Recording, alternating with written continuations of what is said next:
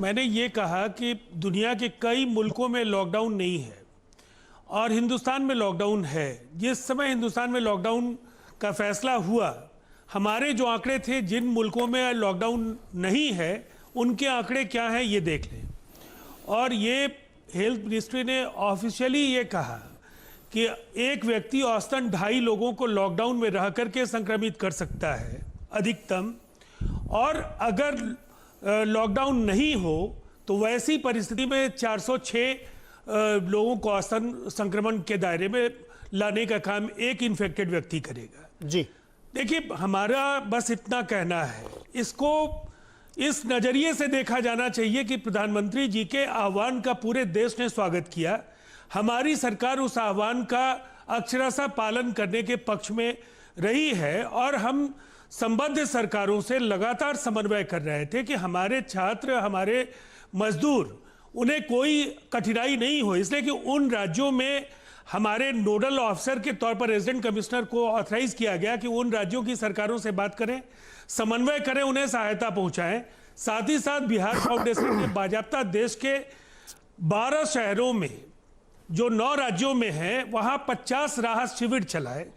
हमारे मजदूरों के अकाउंट में 10 लाख से ज्यादा मजदूरों के अकाउंट में पैसे भेजे गए। प्रयास हमारा यह था कि जो जहां है वहां की अर्थव्यवस्था और उस राज्य की तकदीर को सुधारने में हमारे माइग्रेंट वर्कर्स का भी काफी योगदान है। हमारे छात्रों ने भी कोटा जैसे जगहों की अर्थव्यवस्था को व्यवस्थित करने में अपना योगदान किया है। इसलिए संबद्ध सरकारों की जवाबदेही है कि राष्ट्रव्यापी इस लॉकडाउन की कामयाबी सुनिश्चित करने के लिए अपने अपने राज्य में छात्रों और मजदूरों की हिफाजत करें।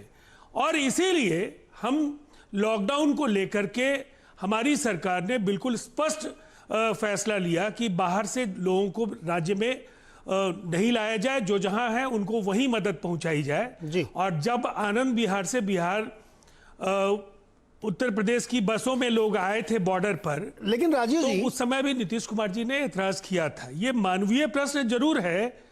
हाँ, आपके यहाँ के जो दूसरे राजनीतिक दल हैं वो इस पक्ष में है कि आप सरकार थोड़ी मानवीयता दिखाए और उत्तर प्रदेश सरकार से प्रेरणा लेते हुए उनको वापस लाए।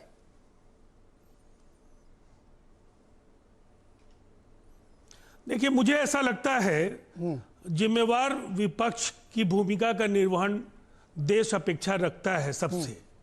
राजद अगर महाराष्ट्र और राजस्थान की सरकारों से अगर ये कहता कि आप हमारे सहयोगी दल हैं, बिहार के जो मजदूर महाराष्ट्र में हैं और हमारे जो छात्र राजस्थान में हैं, उनकी मदद करने के लिए सामने आइए, तो मैं समझता हूँ ये ज़्यादा बेहतर तरीका होता है। ऐसे समय में जब देश के अलग अलग राज्यों से लोग आ रहे हैं, आपने देखा कि एक कोटा की बच्ची यहाँ संक्रमित होकर के गाजीपुर में आई और अभी मैं सुन रहा था भारतीय जनता पार्टी के प्रवक्ता को कि सैनिटाइज किया गया, तमाम वो एहतियात बढ़ते गए जिनकी जरूरत लॉकडाउन में होती है। सोशल डिस्टेंसिंग को लेकर के जो विजुअल्स मैं उस चैनल पर बहस में था, मैंने देखा कहीं कोई सोशल डिस्टेंसिंग का पालन नहीं हो रहा था।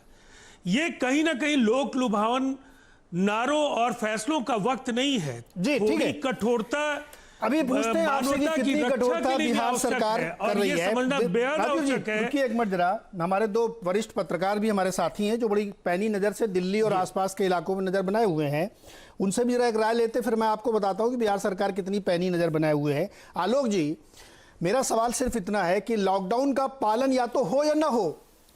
देखिए, इस बीमारी की मूल अवधारणा को जो लोग नहीं समझ रहे हैं वो समझें कि एक व्यक्ति भी अगर उससे छूटा रह गया तो वो संक्रमित कर देगा सबको। रोज शाम को प्रेस कॉन्फ्रेंसेस के जरिए सीएम साहब और दुनिया के तमाम जॉइंट सेक्रेटरी लोग अग्रवाल वगैरह सब बताते रहते हैं कि किस तरीके से केस बढ़ रहे हैं।